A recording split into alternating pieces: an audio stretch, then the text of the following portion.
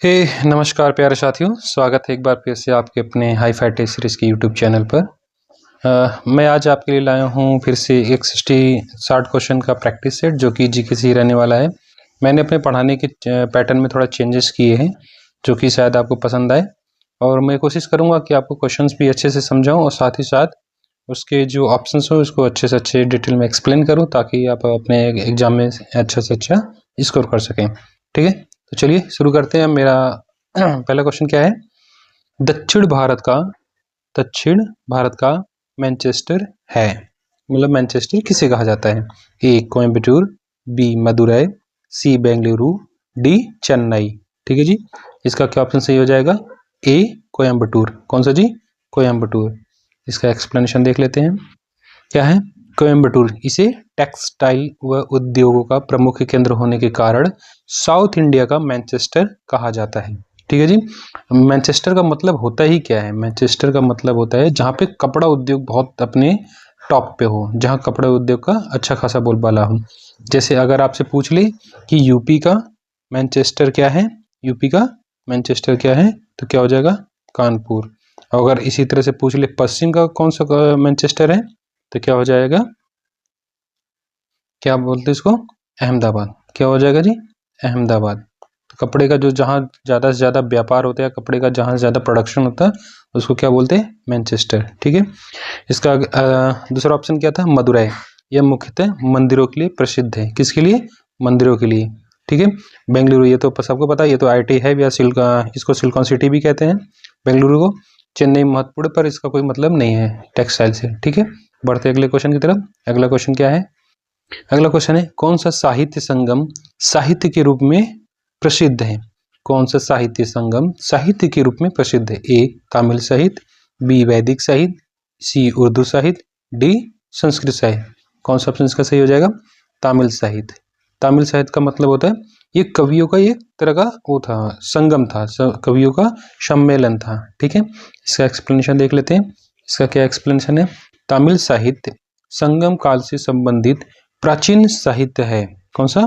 बहुत ही प्राचीन साहित्य है। ठीक है, वैदिक साहित्य तो प्राचीन धार्मिक ग्रंथ पर आधारित संगम साहित्य जो कि वेद पुराण सब थे उससे रिलेटेड है। उर्दू साहित्य ये मध्यकालीन साहित्य से संबंधित है, जब मुगल का इंडिया में थोड़ा बोलबाला ज़्यादा हुआ तब का है। और संस्कृत साहित्य क्या है? ये तो धार्मिक और दार्शनिक ग्रंथ साहित्य से रिलेटेड है। ठीक है, बढ़ते अगले क्वेश्चन की तरफ। अगला क्वेश्चन क्या है? प्राचीन भारत के महान व्याकरणविद पतंजलि किसके समकालीन थे? जो पतंजलि थे, जो योग और व्याकरणविद थे, वो किसके समकालीन थे? कौन से राजा के समय के थे? ए चंद्रगुप्त मौर्य, बी अशोक, सी पुष्यमित्र, डी वसुमित्र। कौन सा ऑप्शन इसका सही हो जाएगा? पुष्यमित्र शुंग। कौन सा जी? पुष्यमित्र शुंग। ठीक है, इसका एक्सप्लेनेशन देख लेते हैं। महान व्याकरणविद पतंजलि जिन्हें महाभाष्य के लेखक के रूप में भी जाना जाता है। कौन सा किसके लेखक के बारे में? महाभाष्य। किसके समकालीन थे? पुष्यमित्र शुंग के।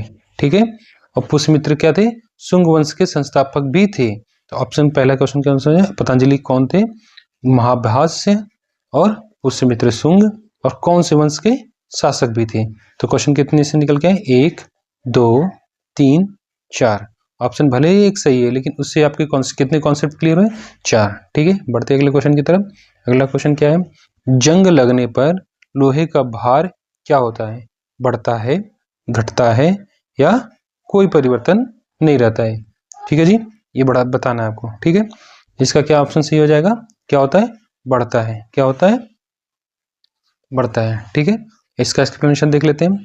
लोहे में जंग लगने की प्रक्रिया में लोहा ऑक्सीजन और नमी, किसके कारण? ऑक्सीजन और नमी के साथ मिलकर आयरन ऑक्साइड बना लेता है जो कि जंग का रूप दिखता है। इस रासायनिक अभिक्रिया के कारण ऑक्सीजन के परमाणु लोहे में जुड़ जाते हैं जिससे लोहे के जंग का भार बढ़ जाता है। मतलब जैसे समझ लीजिए एक रॉड है। ठीक है, एक रॉड है जो बाहर खुली पड़ी हुई है, तो क्या होता है कि जैसे जब ऑक्सीजन और बाहर से इस पर अटैक करते हैं और जो हवा में नमी है, जो आर्द्रता है, वो धीरे धीरे इसमें आके एंटर करती है। जो इसके पोर्स होते हैं ना, इसमें छोटे छोटे पोर्स होंगे, इसमें आगे वो बैठ जाते हैं, फिर धीरे धीरे इसको और एक्सपेंड कर जाते हैं। कोई भी चीज बाहर से आके एक्सपेंड कर रही हो, ऑब्वियस सी बात इसका वेट क्या हो जाएगा?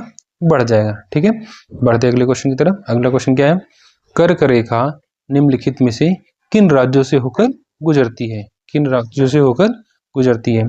क्या है, कौन कौन सा राज्य दिया? गुजरात, झारखंड, असम, मिजोरम। ठीक है, कौन सा ऑप्शन इसका सही हो जाएगा? गुजरात से होकर गुजरती है, झारखंड से और मिजोरम से। ठीक है, देख लेते इसका एक्सप्लेनेशन। कर्क रेखा, ट्रॉपिक ऑफ कैंसर, जो मतलब कर्क रेखा को क्या बोलते हैं इंग्लिश में? ट्रॉपिक ऑफ कैंसर, भारत के 8 राज्यों से होकर गुजरती है। कितने राज्यों से? 8 राज्यों से। कौन कौन से? गुजरात, राजस्थान, मध्य प्रदेश, छत्तीसगढ़, झारखंड, पश्चिम बंगाल, त्रिपुरा और मिजोरम। ठीक है, सही समझ गया? तो 8 राज्य ये हैं।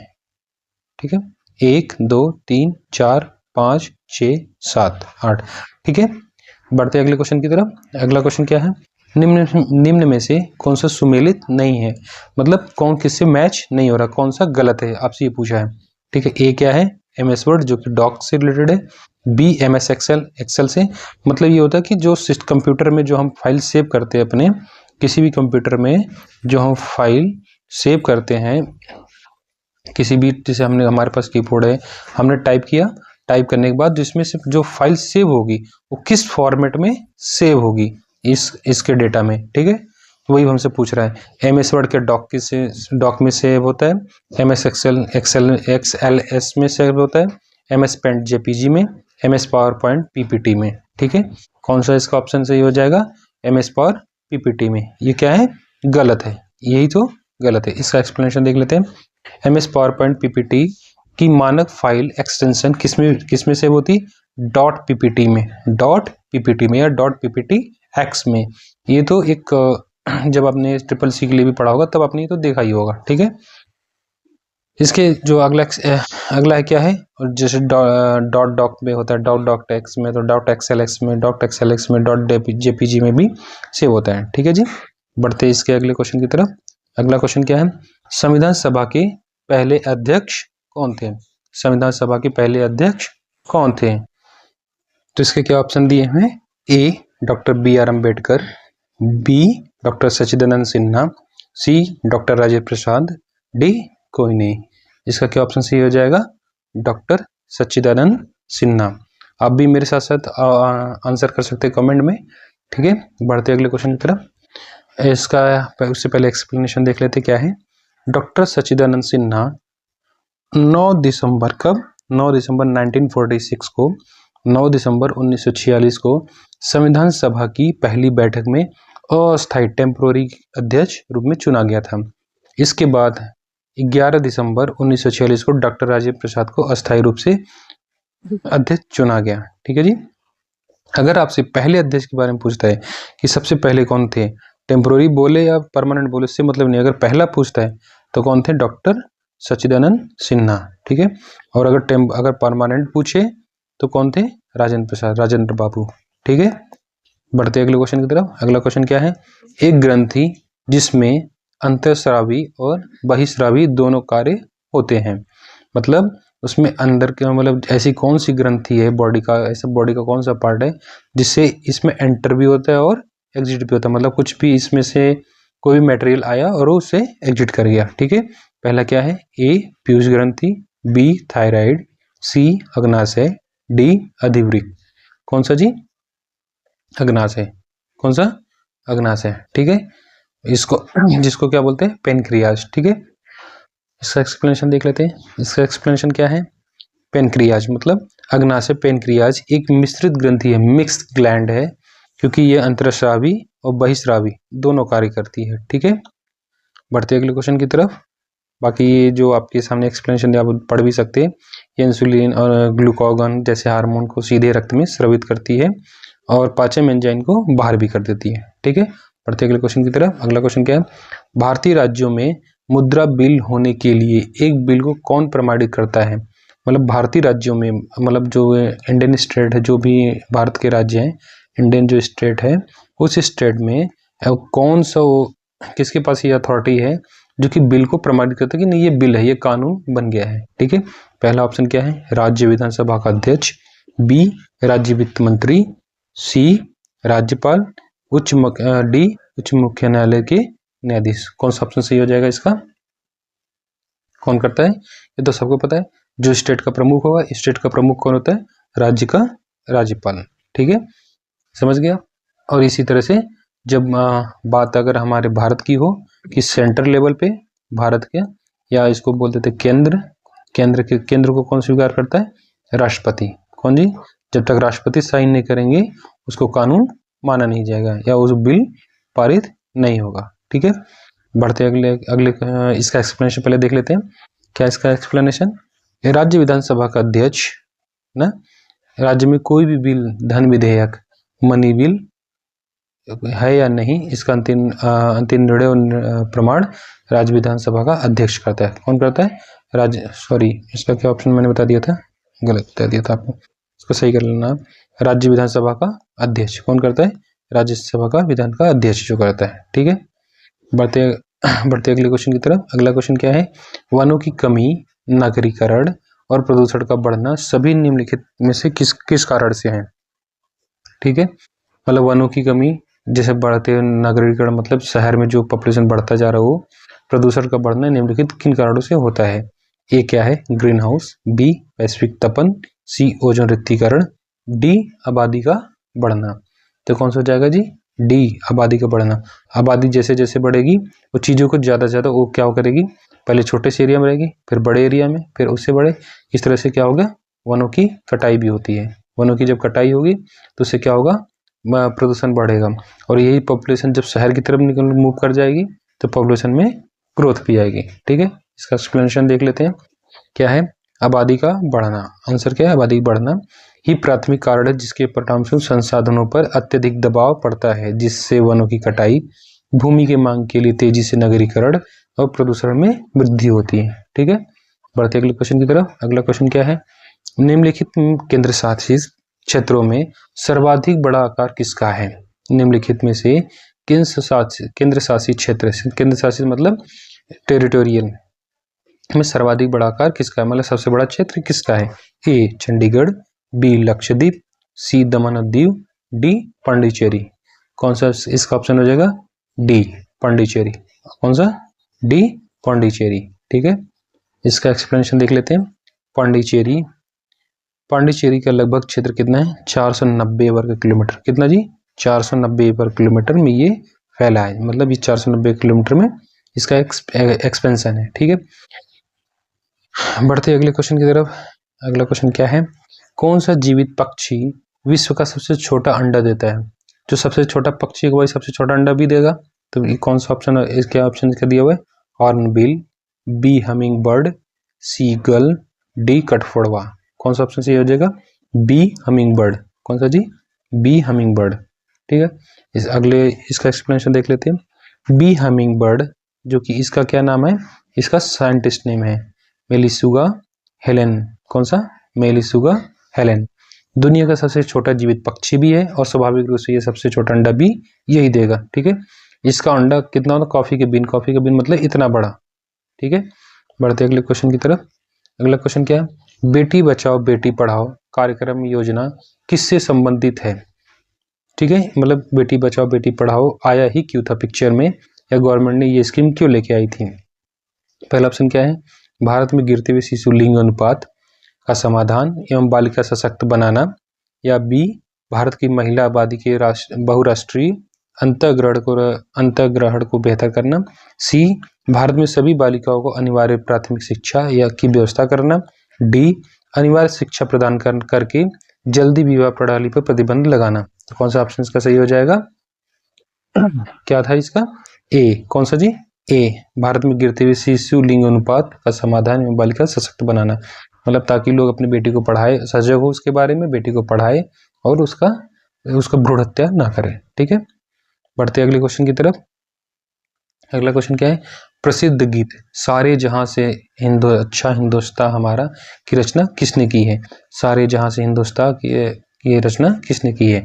ए साहिर लुधियानवी, बी सर सैयद अहमद खान, सी sir Mohammad Iqbal, D Bahadur Shah Zafar.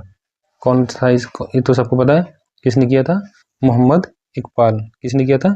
Sir Mohammad Iqbal ने। ठीक है, अगला क्वेश्चन क्या है? पल्ली आंदोलन संबंधित है किससे? उड़ीसा, तमिलनाडु, सी महाराष्ट्र, डी गुजरात। किससे संबंधित था? तमिलनाडु। ठीक है, इसका एक्सप्लेनेशन देख लेते हैं। तमिलनाडु, पल्ली आंदोलन का मुख्य रूप से तमिलनाडु राज्य के पल्लव, जिन्हें वनियार के नाम से भी जाना जाता है, से संबंधित एक सामाजिक राजनीतिक आंदोलन था।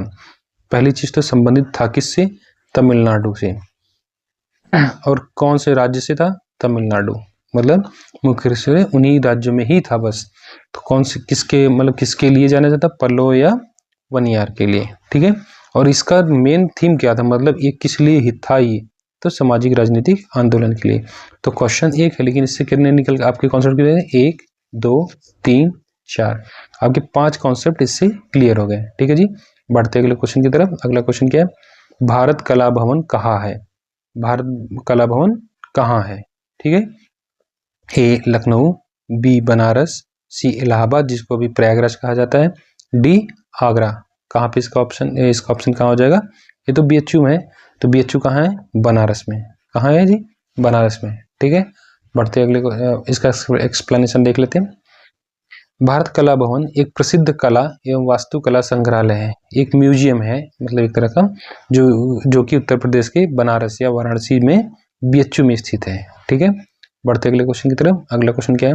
भारत की सड़क प्रणाली का विश्व में कौन सा स्थान है? ठीक है, पहला ए दूसरा, बी चौथा, सी पांचवा, डी छठा। कौन सा ऑप्शन सी हो जाएगा? दूसरा। ठीक है, इसका ऑप्शन दूसरा सी हो जाएगा। पहले इसका एक्सप्लेनेशन देख लेते हैं। क्षेत्रफल के मामले में भारत की सड़क प्रणाली विश्व में दूसरा स्थान पर है, जबकि संयुक्त राज्य अमेरिका पहले स्थान पर है। सबसे टॉप पे कौन है? अमेरिका। सेकंड पोजीशन पे कौन है? इंडिया, रोड के मामले में, उसका एक्सपेंशन, उसके रख रखाव, उसकी क्वालिटी के बेस पे। ठीक है, भारत में सिकंदर लोदी का शासन कब से कब तक था? भारत में सिकंदर लोदी, जो कि लोदी वंश का था, इसका शासन कब से कब तक था? इसका ऑप्शन कौन सा सही हो जाएगा? पहले क्या ऑप्शन दिया? ए 1421 से 1434 बीसी बिफोर क्राइस्ट, बी 1451 से 1489, और सी 1489 से 1517, डी 1517 से 1526। कौन सा ऑप्शन सही हो जाएगा इसका? 1489 से 1517। कौन सा जी? 1489 से 1517। इसका एक्सप्लेनेशन देख लेते हैं। सिकंदर लोदी ने अपने पिता बहलोल लोदी के बाद 1489 में शासन संभाला और 1517 तक शासन किया। वह लोदी वंश का दूसरा सबसे सफल शासक था।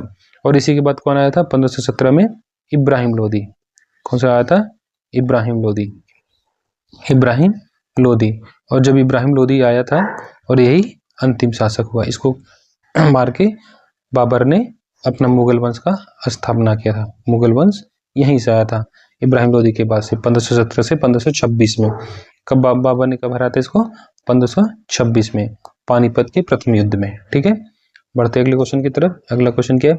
अतीत के चलचित्र किस लेखक के द्वारा लिखा गया है? मतलब कौन सा बुक अतीत के चलचित्र किस लेखक द्वारा लिखा गया? ए सुरेंद्र कुमार, बी मुंशी प्रेमचंद, सी मैथिली शरण गुप्ता, डी महादेवी वर्मा।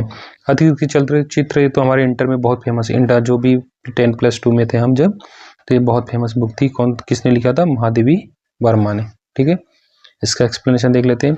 अतीत के चलचित्र प्रसिद्ध हिंदी लेखिका कवयित्री महादेवी वर्मा द्वारा लिखा गया संस्मरणों का संग्रह है। ये याद रखना, ये हिंदी का सबसे फेवरेट क्वेश्चन है। हमेशा पूछा जाता है कि कवयित्री के लिखने का सबसे सही तरीका बताइए। ठीक है, बढ़ते अगले क्वेश्चन की तरफ। अगला क्वेश्चन क्या है? अगला क्वेश्चन है, उत्तर प्रदेश राज्य के क्षेत्रफल का कुल कितना भाग वनावरण या फॉरेस्ट एरिया है? ठीक है, ए लगभग 5.88%, बी लगभग 6.88%, लगभग 10.88%, लगभग 9.01%। इसका ऑप्शन कौन सा सही हो जाएगा? बी लगभग 6.88%। ये वन दरोगा में क्वेश्चन में पूछा जा सकता है और पूछा भी गया है। ठीक है, इसको जरूर याद रखें। ठीक है, बढ़ते हैं इसका एक्सप्लेनेशन की तरफ। इंडिया स्टेट ऑफ फॉरेस्ट के 2021 के अनुसार उत्तर प्रदेश का कुल वनावरण फॉरेस्ट एरिया है, वो क्या है? फॉरेस्ट एरिया कितना है? 6 लगभग 9.23% है। ठीक है, केवल वनावरण, केवल फॉरेस्ट कवर का प्रतिशत लगभग कितना है? 6.8%। और अगर आपसे पूछे उसके कुल भौगोलिक क्षेत्र का कितना परसेंट है तो 9.23%। ठीक है, मतलब अगर मान लो यूपी इतना बड़ा है, इसका कितना परसेंट है 6.8%, और ये कितना दिया है इस पूरे एरिया के कंपैरिजन में कितना परसेंट है। ठीक है, बढ़ते अगले क्वेश्चन की तरफ। अगला क्वेश्चन क्या है, निम्नलिखित में से किन दो देशों के बीच कोंकण शक्ति 2021 संयुक्त सैन्य अभ्यास का आयोजन किया गया। ठीक है, इसका क्या ऑप्शन है, ए भारत और नेपाल, बी भारत और चीन, सी भारत और ब्रिटेन, डी भारत और रूस। किसके बीच में हुआ था, भारत और ब्रिटेन के बीच, सी भारत और ब्रिटेन के बीच में। ठीक है, इसका एक्सप्लेनेशन क्या है, कोंकण शक्ति मतलब ये नाम है उस युद्ध अभ्यास का नाम है। कोंकण शक्ति भारत और यूनाइटेड किंगडम मतलब ब्रिटेन के बीच आयोजित एक त्रिसेवा संयुक्त सैन्य अभ्यास है। कोंकण शक्ति 2021 इसका अभ्यास पहला संस्करण था। ठीक है, ये भी याद रखेंगे, कोंकण शक्ति कौन सा था, 2000 शक्ति पहला संस्करण था। ठीक है, अब बढ़ते अगले क्वेश्चन की तरफ। अगला क्वेश्चन क्या है, भारत में हरित क्रांति का श्रेय किसको जाता है, मतलब हरित क्रांति के जनक कौन थे, जिन्होंने उसको शुरू किया था। A doctor Ramakrishnan, B doctor APJ Abdul Kalam, doctor Rangarajan, doctor MS Swaminathan. ये तो सबको पता है, बहुत बार क्वेश्चन पूछा गया था, हरित क्रांति के जनक कौन थे, डॉक्टर एमएस स्वामीनाथन। कौन थे जी, एमएस स्वामीनाथन। और एमएस स्वामीनाथन क्या थे, कृषि वैज्ञानिक थे। ठीक है, क्या थे, कृषि वैज्ञानिक। एमएस स्वामीनाथन को भारत में हरित क्रांति का जनक भी कहा जाता है, क्योंकि उन्होंने उच्च उपज वाली किस्मों के बीजों को अपनाने में महत्वपूर्ण भूमिका निभाई थी। ठीक है, बढ़ते अगले क्वेश्चन की तरफ। अगला क्वेश्चन क्या है, भारत में कौन सी सबसे बड़ी नदी है, सबसे बड़ी नदी भारत में कौन सी, ये तो सबको पता है, गंगा ही है, इसमें तो ऑप्शन भी पढ़ने की जरूरत नहीं है, गंगा ही है। ठीक है, बढ़ते अगले इसका एक्सप्लेनेशन देख लेते हैं। गंगा नदी भारत की सबसे लंबी नदी है, जिसकी कुल लंबाई एंड टू एंड कितनी है, 2525 किलोमीटर है।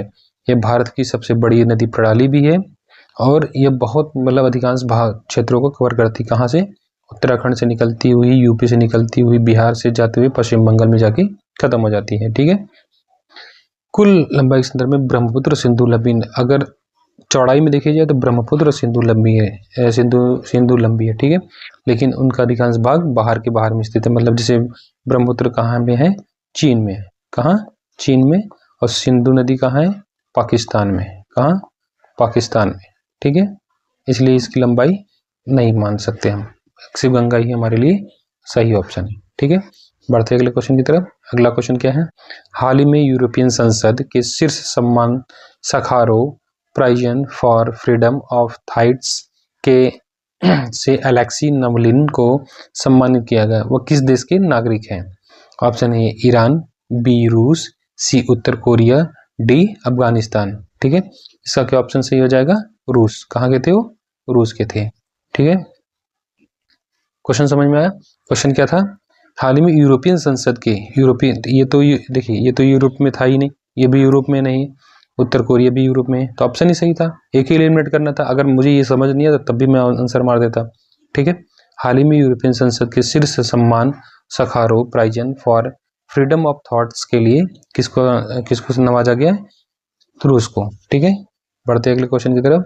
अगला क्वेश्चन क्या है, सौर मंडल में सबसे छोटा ग्रह कौन सा है, सौर मंडल में सबसे छोटा ग्रह कौन सा है, ए शनि, बी बुध, सी मंगल, डी शुक्र। बहुत लोग आंसर कर रहे होंगे शुक्र, पर वो गलत है, और क्या सही हो जाएगा, बुध। सबसे छोटा ग्रह कौन सा है, बुध। ठीक है, बुध ही सबसे छोटा ग्रह है, यह सूर्य के सबसे निकट भी है। ठीक है, बढ़ते अगले क्वेश्चन की तरफ। अगला क्वेश्चन क्या है, किस प्रधानमंत्री को शांति पुरुष या मैन ऑफ पीस के नाम से भी जाना जाता है, ए पंडित जवाहरलाल नेहरू, बी लाल बहादुर शास्त्री, सी राजीव गांधी, डी चौधरी चरण सिंह। कौन थे, लाल बहादुर शास्त्री, बी लाल बहादुर शास्त्री। इसका एक्सप्लेनेशन देख लेते हैं। भारत के दूसरे प्रधानमंत्री, पहले तो सबको पता है, पहले कौन थे, नेहरू जी थे। ठीक है, नेहरू जी थे, और दूसरे प्रधानमंत्री कौन थे, लाल बहादुर शास्त्री।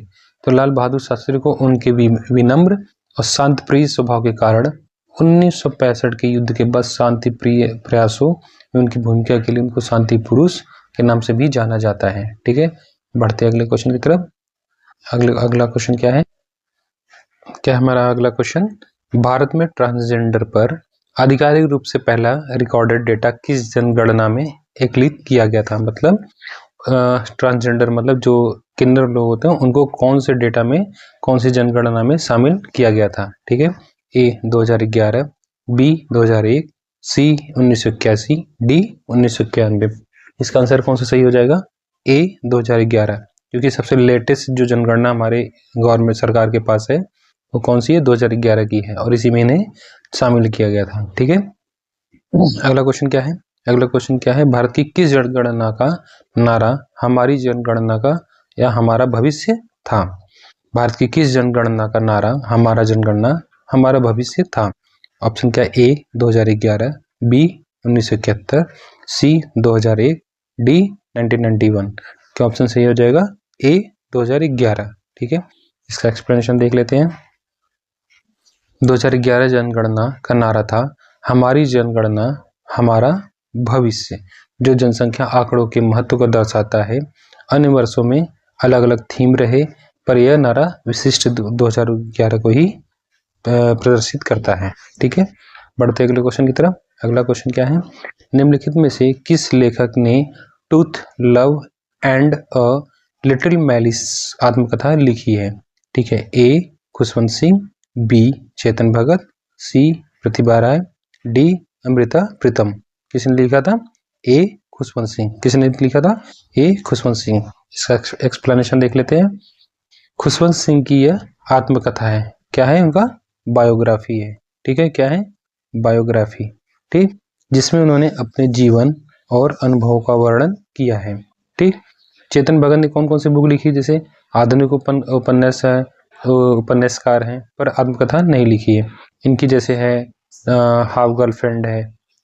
ठीक है, हाफ गर्लफ्रेंड है। फिर टू स्टेट्स है, ये भी आपने, इस पे तो मूवी भी आई थी, आपने देखा होगा। प्रतिभा राय उड़िया लेखक है। अमृता प्रीतम ये पंजाबी कवित्री हैं। ठीक है, बढ़ते अगले क्वेश्चन की तरफ। अगला क्वेश्चन क्या है, निम्नलिखित में से किसने a history of the six पुस्तक लिखी थी? ए खुशवंत सिंह, बी भाई वीर सिंह, सी अमृता प्रीतम, डी गुरबचन सिंह। किसने लिखा था? खुशवंत सिंह ने। किसने लिखा था? खुशवंत सिंह ने। ठीक है, इसका एक्सप्लेनेशन देख लेते हैं। यह खुशवंत सिंह की प्रसिद्ध ऐतिहासिक कृति है जिसमें सिख धर्म और इतिहास का विस्तृत विवरण मिलता है। ठीक है, बढ़ते अगले क्वेश्चन की तरफ। अगला क्वेश्चन क्या है, ऐतिहासिक पुस्तक दिल्ली ए नॉवेल के लेखक कौन है? ठीक है, कौन है जी? ए नयनतारा सहगल, बी खुशवंत सिंह, सी अनीता देसाई, डी अहमद अली। क्या ऑप्शन सही हो जाएगा? बी खुशवंत सिंह। कौन लिखा था? खुशवंत सिंह। ठीक है, इसका एक्सप्लेनेशन देख लेते हैं। इसका क्या एक्सप्लेनेशन है, यह उपन्यास दिल्ली शहर के उत्थान और पतन के बारे में लिखी गई है। कौन सी किताब थी वो? दिल्ली ए नॉवेल। ठीक है, बढ़ते अगले क्वेश्चन की तरफ। अगला क्वेश्चन क्या है, ट्रेन टू पाकिस्तान पुस्तक द्वारा लिखी गई है जो राज्यसभा के सदस्य भी रहे हैं। मतलब ऐसा कौन से लेखक हैं जो राज्यसभा के सदस्य भी रहे हैं, मतलब, और उन्होंने एक बुक लिखी जिसका नाम था train to Pakistan? A Anita Desai, B Mulk Rajanand, C Khushwant Singh, D Kamta Prasad. ठीक है, इसका ऑप्शन कैसे हो जाएगा? खुशवंत सिंह। ये तो राज्यसभा में भी थे। ठीक है, इसका एक्सप्लेनेशन देख लेते हैं। खुशवंत सिंह की यह प्रसिद्ध कृति भारत विभाजन पर आधारित है। ठीक है, और ये राज्यसभा के सदस्य भी थे। मुल्क राजानंद, इन्होंने अनटचेबल एक बुक लिखी थी, अनटचेबल, जो कि छुआछूत से रिलेटेड था। ठीक है, अनीता देसाई क्या था, इन्होंने क्राई द पीकॉक पे एक किताब लिखी थी। ठीक है, अगला क्वेश्चन क्या है, शिवाजी के समसामयिक मराठा संत का नाम था? ठीक है, ए संत एकनाथ, बी संत तुकाराम, सी संत ध्यानेश्वर, डी नामदेव। कौन था जी? संत तुकाराम। संत तुकाराम। संत तुकाराम भक्ति आंदोलन के प्रमुख संत थे जिन्होंने शिवाजी को आध्यात्मिक प्रेरणा भी दी थी। ठीक है, अन्य सभी पहले काल में हुए थे। ठीक है, बढ़ते अगले क्वेश्चन की तरफ। अगला क्वेश्चन क्या है, निम्न में से किसका संबंध गदर पार्टी से नहीं था? ठीक है, लाला हरदयाल, बी बाबा गुरदीद शाह, सी मोहम्मद बरकतुल्ला, डी सोहन भाकना। कौन थे इसमें से? बाबा गुरदीद शाह। ठीक है, इसका एक्सप्लेनेशन देख लेते हैं। बाबा गुरदीद शाह सिंह गदर पार्टी के से प्रत्यक्ष रूप से संबंध नहीं था इनका, बल्कि कामगाटा मारू आंदोलन से जुड़े हुए थे। ये पंजाब का आंदोलन था। कहाँ का? पंजाब का आंदोलन था। ठीक है जी, बढ़ते अगले क्वेश्चन की तरफ। अगला क्वेश्चन क्या है? प्लासी की लड़ाई किस नदी के तट पर हुई थी? ए ब्रह्मपुत्र, बी भागीरथी, सी ब्यास नदी, डी भद्रा नदी। कौन सा ऑप्शन सही हो जाएगा? बी भागीरथी। और एक कौन से सन में लड़ी गई थी? 1757 में। कब लड़ी गई थी? प्लासी की युद्ध जो थी वो 1757 ब्रिटिश ईस्ट इंडिया कंपनी और सिराजुद्दौला के बीच भागीरथी नदी तट के लड़ाई हुई थी। ठीक है, बढ़ते अगले क्वेश्चन की तरफ। अगला क्वेश्चन क्या है? डॉक्टर सलीम मोइजुद्दीन अली अब्दुल किसके लिए प्रसिद्ध थे? ए कंप्यूटर वैज्ञानिक, बी शल्य चिकित्सक, सी वकील, डी पक्षी वैज्ञानिक। इसका सही ऑप्शन क्या हो जाएगा? डी पक्षी वैज्ञानिक। और इनके नाम से एक राजस्थान में वो भी है, पक्षी विहार भी है। ठीक है, कहाँ? राजस्थान में। ठीक है, इसका एक्सप्लेनेशन देख लेते हैं। बर्डमैन ऑफ इंडिया के नाम से प्रसिद्ध, जिन्होंने भारत में पक्षियों की कई नई प्रजातियां दर्ज की थी, उनके पक्षियों की उन्होंने नई नई प्रजातियां खोज की थी। ठीक है, बढ़ते अगले क्वेश्चन की तरफ। इनका ध्यान रखना एक चीज, बर्डमैन ऑफ इंडिया के नाम से भी इनको जाना जाता है। ठीक है, बढ़ते अगले क्वेश्चन की तरफ। अगला क्वेश्चन क्या है? जुलाई 1905 में बंगाल के विभाजन का आदेश किसने दिया था?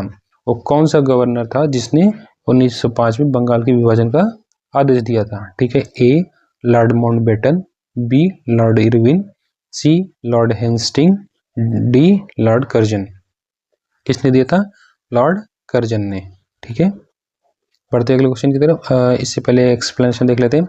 लॉर्ड कर्जन ने प्रशासनिक कारणों से बंगाल का विभाजन किया, जिसने जनता में फुट डालो राज करो की नीति यहीं से आई थी। ठीक है, कब? 1905 से। ठीक है, बढ़ते अगले क्वेश्चन की तरफ। अगला क्वेश्चन क्या है? सिंधु घाटी सभ्यता की सबसे महत्वपूर्ण विशेषता क्या थी? सिंधु घाटी सभ्यता की सबसे महत्वपूर्ण विशेषता क्या थी? ठीक है, ए प्रशासनिक प्रणाली, बी ईंट के बने भवन, सी स्थानीय परिवहन प्रणाली, डी वस्तु विनिमय प्रणाली। कौन से थे जी? ईंट के बने भवन, क्योंकि जिसके साक्ष्य मिलते कहाँ पे?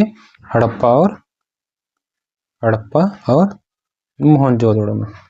ठीक है, इसमें मिलते हैं। ठीक है, बढ़ते अगले क्वेश्चन की तरफ। इससे पहले इसका एक्सप्लेनेशन देख लेते हैं। सिंधु सभ्यता की पहचान पक्की ईंटों से बने घर, नालियां और सुव्यवस्थित नगर योजना भी इसकी सबसे प्रमुख विशेषता थी। इससे पता चलता है ये लोग कैसे थे, कैसे रहने वाले थे? नगरी थे। कैसा थे? नगरी थे। और ये क्वेश्चन पूछा गया एग्जाम में। ठीक है, कैसी वहाँ की सभ्यता थी? नगरी सभ्यता थी। ठीक है, बढ़ते अगले क्वेश्चन की तरफ। अगला क्वेश्चन क्या है? किस भारत पाक युद्ध के बाद ताशकंद घोषणा हुई थी? कौन से? ए 1999, बी 1971, सी 1947, डी 1965। कौन सा सही हो जाएगा? डी 1965। और ये किसके शासनकाल में हुई थी? लाल बहादुर शास्त्री जी के। लाल बहादुर शास्त्री जी के शासनकाल से हुई थी। ठीक है, इसका एक्सप्लेनेशन देख लेते हैं। लाल बहादुर शास्त्री और अयूब खान के बीच 1965 के युद्ध के बाद ताशकंद समझौता हुआ था, जो कि कहाँ है? उज्बेकिस्तान में। और इसी समझौते के बाद शास्त्री जी की मौत हो गई थी। ठीक है, बढ़ते अगले क्वेश्चन की तरफ। अगला क्वेश्चन क्या है? सम्राट अशोक किसके उत्तराधिकारी थे? सम्राट अशोक किसके उत्तराधिकारी थे? ए सुसीम, बी दशरथ, सी बिंदुसार, डी चंद्रगुप्त मौर्य। किसके थे? बिंदुसार। ठीक है जी, बढ़ते अगले क्वेश्चन की तरफ। अगला क्वेश्चन क्या है? स्वतंत्रता पूर्व भारत में भारतीय राष्ट्रीय कांग्रेस की पहली महिला अध्यक्ष कौन थी? ठीक है, A Madam Cama, B Sarojini Naidu, C Annie Besant, D Vijayalakshmi Pandit. कौन थी? एनी बेसेंट थी, जो कि कांग्रेस की अध्यक्ष रही हैं। ठीक है, बढ़ते अगले इसका एक्सप्लेनेशन देख लेते हैं। एनी बेसेंट भारतीय राष्ट्रीय कांग्रेस की पहली महिला अध्यक्ष थी। ठीक है, कब? 1917 में। ठीक है, वे एक आयरिश महिला थी और भारत में होम रूल जो आंदोलन हुआ था, जिसमें पटेल साहब भी थे, लाला लाजपत राय थे, उनसे ये जुड़ी हुई थी। ठीक है, बढ़ते अगले क्वेश्चन की तरफ। अगला क्वेश्चन क्या है, भारत पाकिस्तान कारगिल युद्ध का कोड नेम क्या था? Operation Virat, Operation Vijay, Operation Kargil, Operation Blue Star. क्या था इसका नाम? ऑपरेशन विजय। इसका एक्सप्लेनेशन देख लेते हैं। 1999 के कारगिल युद्ध में भारतीय सेना का मिशन क्या था? ऑपरेशन विजय। क्या था जी? ऑपरेशन विजय। ठीक है, बढ़ते अगले क्वेश्चन की तरफ। अगला क्वेश्चन क्या है, अंतिम मुगल सम्राट कौन था? अगली अंतिम मुगल सम्राट या अंतिम मुगल राजा कौन था? ठीक है, सम्राट तो नहीं बोल सकते, राजा बोल सकते हैं। ए बहादुर शाह, बी जहांगीर, सी अकबर, डी बाबर। क्या हो जाएगा सही इसका? बहादुर शाह जफर। कौन था दी? बहादुर शाह द्वितीय, सॉरी बहादुर शाह द्वितीय। ठीक है, बहादुर शाह द्वितीय या बहादुर शाह जफर को 1857 के विद्रोह के बाद ब्रिटिशों ने उसे क्या किया? बंदी बना लिया और इसके साथ मुगल शासन का अंत हुआ और उसको कहाँ भेज दिया था? रंगून भेज दिया था। ठीक है, पेंशन पे। ठीक है, बढ़ते अगले क्वेश्चन की तरफ। अगला क्वेश्चन क्या है, स्वतंत्र भारत में भारतीय राष्ट्रीय कांग्रेस की पहली महिला अध्यक्ष कौन थी? और मतलब स्वतंत्रता से पहले कौन थी? एनी बेसेंट थी। कौन थी? Annie Besant. ठीक है, और लेकिन स्वतंत्रता के बाद कौन थी? A Sarojini Naidu, B Indira Gandhi, C Ambika Soni, D Annie Besant. ठीक है, अब इसका ऑप्शन कौन सा सही हो जाएगा? D Annie Besant. कौन हो जाएगा? D Annie Besant. ठीक है,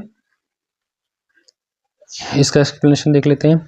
एनी बेसेंट वास्तव में स्वतंत्र भारत में सरोजिनी नायडू नहीं बल्कि इंदिरा गांधी अध्यक्ष बनी थी, पर दिए गए विकल्प। ठीक है, ऐतिहासिक रूप से महिला अध्यक्ष कौन थी? एनी बेसेंट थी। बढ़ते अगले क्वेश्चन की तरफ। अगला क्वेश्चन क्या है, स्वतंत्रता सेनानी भगत सिंह को किस वर्ष में फांसी दी गई थी? ये तो सबको याद रहना चाहिए, ये बहुत इंपॉर्टेंट क्वेश्चन है। ए 1930, बी 1931, सी 1932, डी 1933। कौन सा ऑप्शन सही जाएगा? बी। ठीक है, इसका एक्सप्लेनेशन देख लेते हैं। भगत सिंह, सुखदेव और राजगुरु को 23 मार्च 1931 को लाहौर जेल में फांसी दे दी गई थी, जहां पे इनकी शहीद हुए थे ये। ठीक है, कहाँ पे? लाहौर जेल में शहीद हुए थे 23 मार्च 1931 को। ठीक है, बढ़ते अगले क्वेश्चन की तरफ।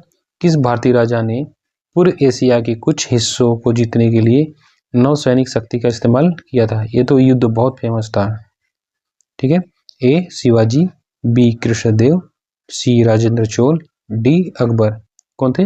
राजेंद्र चोल, जिन्होंने अटैक किया था श्रीलंका पे, सुमात्रा पे और मलाया। ठीक है, चोल वंश के शासक कौन थे? राजेंद्र चोल, जिन्होंने श्रीलंका, सुमात्रा और मलाया तक सैनिक अभियान चलाए थे और जीता भी था। ठीक है, बढ़ते अगले क्वेश्चन की तरफ। किस क्रांतिकारी ने खुद से मौत को गले लगाया था? ठीक है, ए रासबिहारी बोस, भगत सिंह, खुदीराम बोस, चंद्रशेखर आजाद। कौन थे? ये सबको पता है, चंद्रशेखर आजाद। इन्होंने कसम खाई थी कि अंग्रेजों की गोली से तो नहीं मरेंगे और इन्होंने खुद को गोली मारकर शहीद हो गए थे। ठीक है, चंद्रशेखर आजाद ने अल्फ्रेड पार्क, कहाँ है इस टाइम? इलाहाबाद या प्रयागराज। कहाँ पे है ये? प्रयागराज में, जहां इन्होंने खुद को गोली मारकर खुद से अपनी जान ले ली थी। ठीक है, बढ़ते अगले क्वेश्चन की तरफ। अगला क्वेश्चन क्या है, स्वतंत्रता सेनानी सुखदेव को किस वर्ष फांसी दी गई थी? इसका भी ऑप्शन आपको पता ही होगा, क्या है?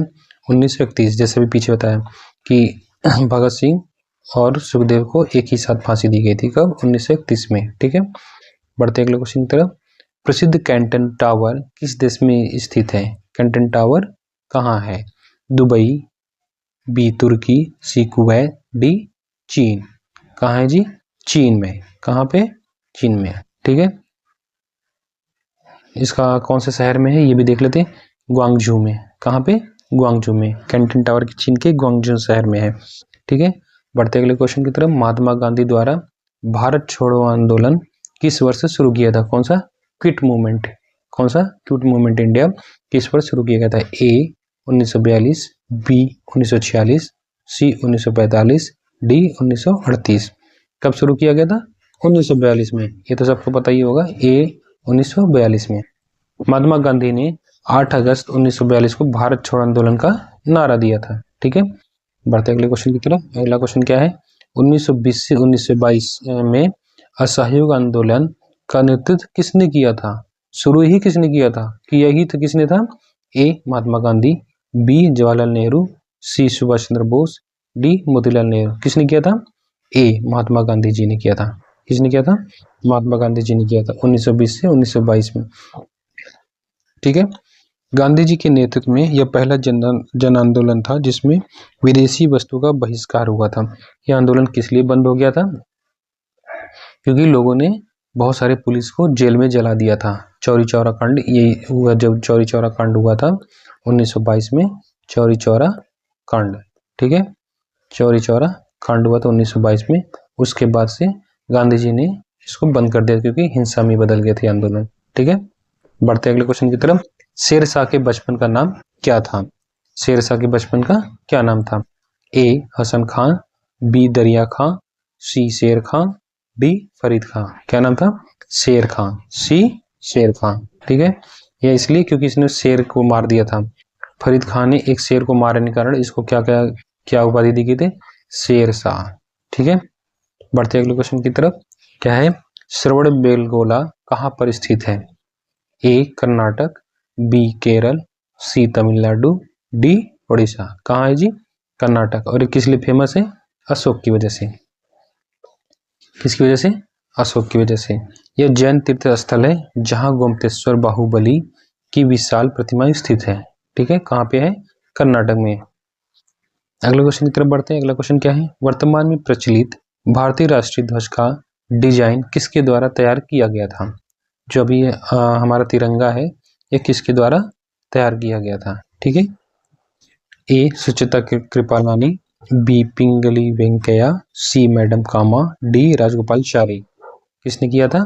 पिंगली वेंकैया ने। किसने? बी पिंगली वेंकैया ने। पिंगली वेंकैया आंध्र प्रदेश में वर्तमान तिरंगे का डिजाइन किया था। और ये किस रेशियो में होता है? 3:2 के रेशियो में। ठीक है, बढ़ते अगले क्वेश्चन की तरफ। अगला क्वेश्चन क्या है? भारत में पश्चिमी शिक्षा एवं अंग्रेजी भाषा शुरू करने के लिए वकालत किसने की थी? किसने ये बोला था कि भारत में पश्चिमी शिक्षा एवं अंग्रेजी को पढ़ाना चाहिए, बताना चाहिए यहाँ की युवाओं को? ठीक, ए गोपाल कृष्ण गोखले, बी दादा भाई नौरोजी, सी राजा राम मोहन राय, डी बाल गंगाधर तिलक। कौन सा ऑप्शन सही हो जाएगा? सी राजा राम मोहन राय। ठीक है जी, बढ़ते इसका एक्सप्लेनेशन देख लेते हैं। राजा राम मोहन ने अंग्रेजी शिक्षा को बढ़ावा देने और समाज सुधार पर बल दिया था। ठीक है, बढ़ते अगले क्वेश्चन की तरफ। अगला क्वेश्चन क्या है? जनगणना 2011 के अनुसार उत्तर प्रदेश के बाद कौन सा भारतीय राज्य दूसरी सबसे अधिक जनसंख्या वाला है? मतलब यूपी के बाद सेकंड नंबर पे, फर्स्ट पे तो कौन है? Uttar Pradesh, UP. Second position पे कौन है, वही पूछ रहा हमसे। ए महाराष्ट्र, बी मध्य प्रदेश, सी पश्चिम बंगाल, डी बिहार। कौन सा ऑप्शन सही हो जाएगा? ए महाराष्ट्र। ठीक है जी, बढ़ते अगले क्वेश्चन की तरफ। अगला क्वेश्चन क्या है? अगला क्वेश्चन है शिमला समझौता 1972 शिमला एग्रीमेंट पर किनके द्वारा हस्ताक्षर किए गए थे? ए अटल बिहारी वाजपेयी एवं परवेज मुशर्रफ के द्वारा, इंदिरा गांधी एवं बेनजीर भुट्टो के द्वारा, इंदिरा गांधी एवं जेडे भुट्टो के द्वारा, अटल बिहारी वाजपेयी एवं बेनजीर भुट्टो के द्वारा। ये इसका आंसर आप देंगे कमेंट सेक्शन में। ठीक है, इसी के साथ आज का ये सेशन समाप्त होता है दोस्तों। जय हिंद, जय भारत।